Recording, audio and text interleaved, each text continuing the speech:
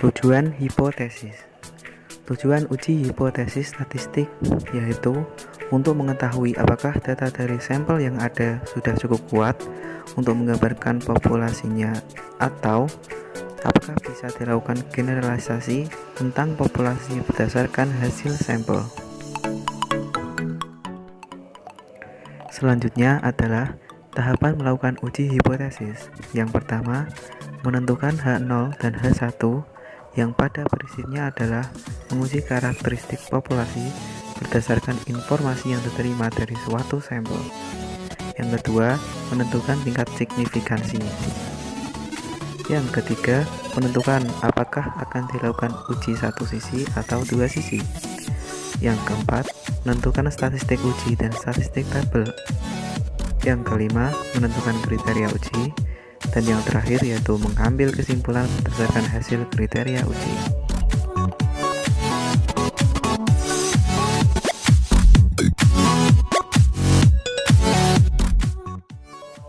Selanjutnya, uji rata-rata satu sampel. Untuk mengetahui apakah rata-rata sampel sama dengan rata-rata yang telah ditetapkan, yang pertama kita akan misalkan menggunakan uji T. Asumsinya adalah data berdistribusi normal dan varian diketahui. Statistik ujinya seperti yang tertera pada gambar. Lalu selanjutnya yang kedua kita menggunakan uji Z. Asumsinya data berdistribusi normal dan varian tidak diketahui. Lalu statistik ujinya seperti yang tertera pada gambar.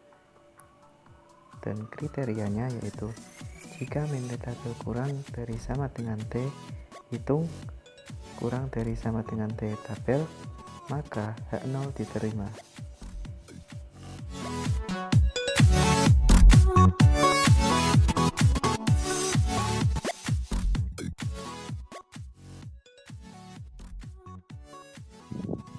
Contoh soal uji one sample test.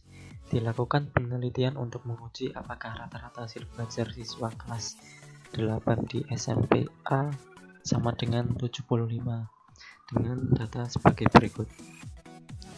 Oke, yang pertama kita masuk ke aplikasi SPSS, kemudian pada variable view.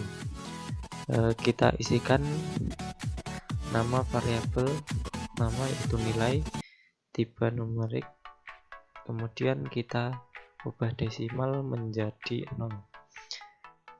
Kemudian label kita namai menjadi nilai. Setelah itu kita buka data view, kemudian isikan data tersebut ke dalam variabel nilai. Setelah itu klik menu analyze, pilih compare means, kemudian one sample test. Setelah itu kita masukkan variabel nilai ke test variabel. Kemudian kita ganti test value-nya menjadi 75. Kemudian klik OK. Maka akan muncul hasil output sebagai berikut.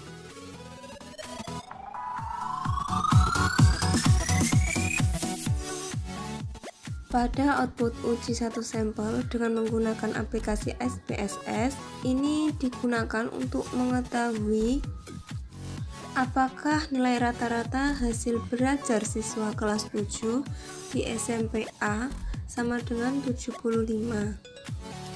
Output ini terdiri dari dua bagian, yaitu pada bagian pertama, tabel one sample statistik, dan pada bagian kedua yaitu tabel one sample test.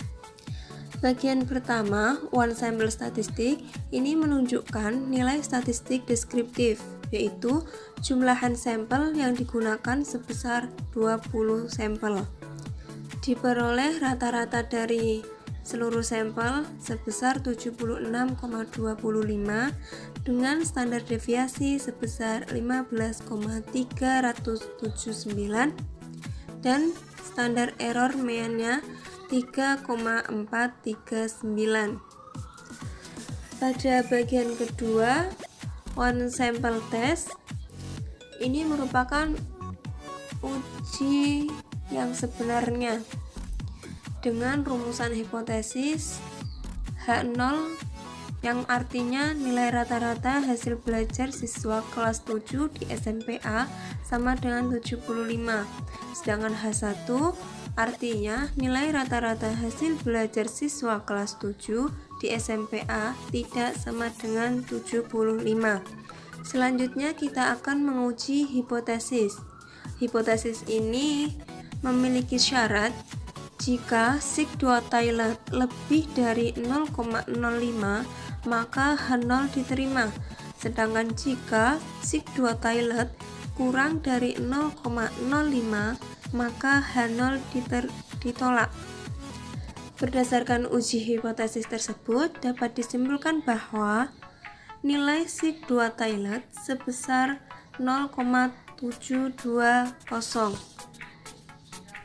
Karena sig2 Taylor ini lebih besar dari 0,05 maka H0 diterima. Hal ini berarti nilai rata-rata hasil belajar siswa kelas 7 di SMPA sama dengan 75.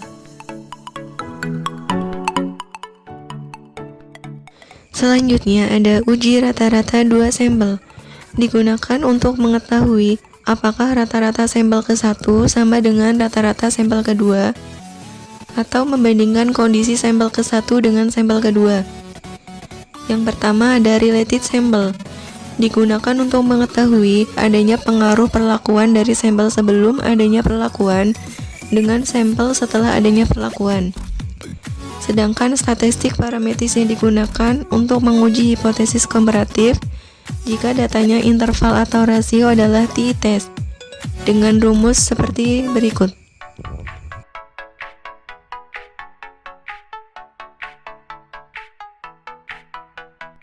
Uji rata-rata 2 sampel selanjutnya ada independent sample yang digunakan untuk membandingkan kondisi sampel ke-1 dengan sampel kedua.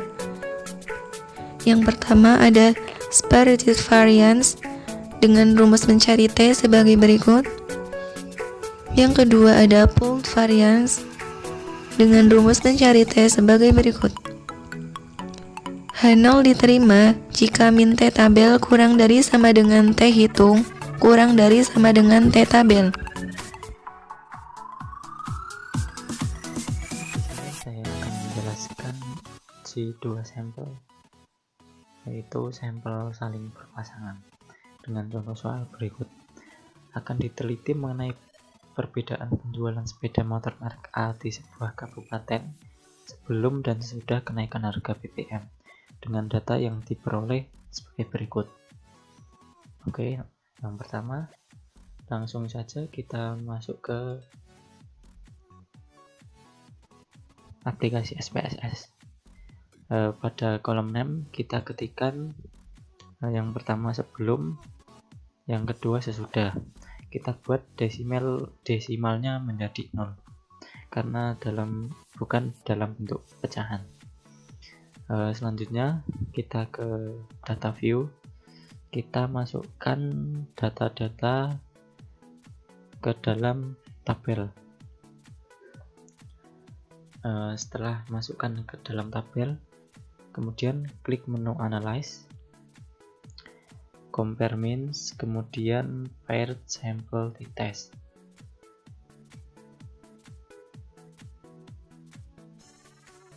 Setelah muncul jendela paired sample t-test, kita masukkan variabel sebelum ke variabel pertama, kemudian variabel sesudah ke variabel kedua, kemudian klik OK.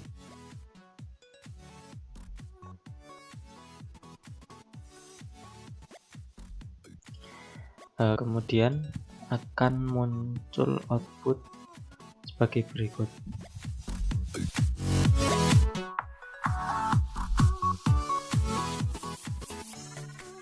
Berdasarkan uji paired sample t-test atau sampel saling berpasangan, diperoleh output seperti pada layar ini. Output ini digunakan untuk mengidentifikasi apakah ada perbedaan dari penjualan sepeda merek A di sebuah kabupaten sebelum dan sesudah kenaikan harga BBM. Dalam output ini terdapat 3 bagian, yaitu bagian pertama pilot sample statistik, bagian yang kedua pilot sample correlation, bagian ketiga pilot sample test. Di sini kami akan menjelaskan ketiga bagian tersebut. Bagian yang pertama yaitu pilot sample statistik, di mana bagian ini menerangkan hasil deskriptif dari 2 sampel, di mana sudah terlihat bahwa sebelum kenaikan BBM, rata-rata penjualan dari 10 dealer sebesar 73,50 dengan standar deviasi 6,884. Sedangkan sesudah kenaikan BBM beroleh rata-rata sebesar 74,50 dengan standar deviasi 6,433. Pada bagian kedua yaitu pilot sample correlation, hasil ini menunjukkan bahwa adanya hubungan antara dua variabel,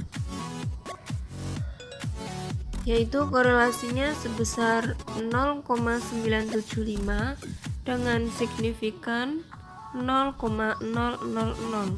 Karena signifikan sebesar 0,00 kurang dari alfa yaitu 0,05, maka ini menunjukkan bahwa terdapat korelasi antara rata-rata penjual sebelum dan sesudah kenaikan BBM, di mana korelasi ini kuat dan signifikan. Pada bagian ketiga yaitu pilot sample test, bagian ini merupakan bagian uji yang sebenarnya. Di sini kita menggunakan 2 hipotesis atau dugaan sementara. Yang pertama H0 yang berarti rata-rata penjualan sama. Yang kedua menggunakan hipotesis H1 yaitu rata-rata penjualan tidak sama. Syarat untuk menguji hipotesis ini, jika sig2 Taylor lebih besar dari 0,05 maka H0 diterima. Sedangkan jika sig2 Taylor kurang dari 0,74 maka H0 ditolak. Berdasarkan uji hipotesis tersebut diperoleh nilai sig2 Taylor sebesar 0,074. Karena sig2 Taylor ini lebih besar dari alfa, yaitu 0,074 lebih besar dari 0,05, maka dapat disimpulkan bahwa H0 diterima. Ini berarti rata-rata penjualan sebelum dan sesudah kenaikan BBM sama. Dengan demikian, dapat dinyatakan bahwa kenaikan harga BBM tidak mempengaruhi jumlah penjualan sepeda motor merek A di kabupaten tersebut. Contoh soal yang terakhir yaitu akan menguji independent sample test. Dilakukan penelitian untuk mengetahui perbedaan IP antara mahasiswa laki-laki dan perempuan. Diberikan 10 mahasiswa laki-laki dan 8 mahasiswa perempuan. Gunakan taraf 5%. Berikut merupakan data IP-nya. Di sini ada laki-laki 10 orang dan juga perempuan 8 orang. Nah, selanjutnya kita buka SPSS di variabel view. Kemudian kita isikan di sini yang pertama yaitu IP. Untuk IP desimal ini diisikan dengan 2 karena berisi pecahan dengan 2 desimal. Yang selanjutnya label kita beri nama IP. Kemudian untuk yang data kedua yaitu diberi nama kelompok dengan desimal 0. Untuk label kita namai dengan jenis kelamin. Untuk values-nya kita menggunakan dua untuk mixnya, yaitu untuk yang pertama untuk laki-laki dan kedua untuk perempuan. Kemudian klik OK. Selanjutnya kita buka data view dan kita masukkan data ke dalam SPSS sesuai dengan kelompok antara laki-laki dan perempuan. Selanjutnya klik analyze, kemudian compare means, selanjutnya independent sample test.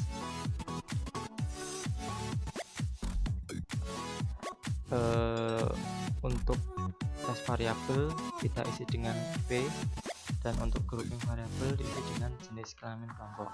Kemudian klik define group. Untuk grup 1 kita isikan dengan angka 1, grup 2 dengan angka 2. Kemudian klik continue.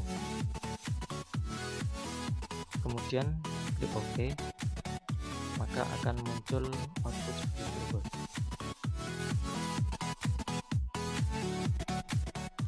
Berdasarkan uji independent sample t-test atau disebut juga sampel saling bebas, diperoleh output seperti pada layar ini.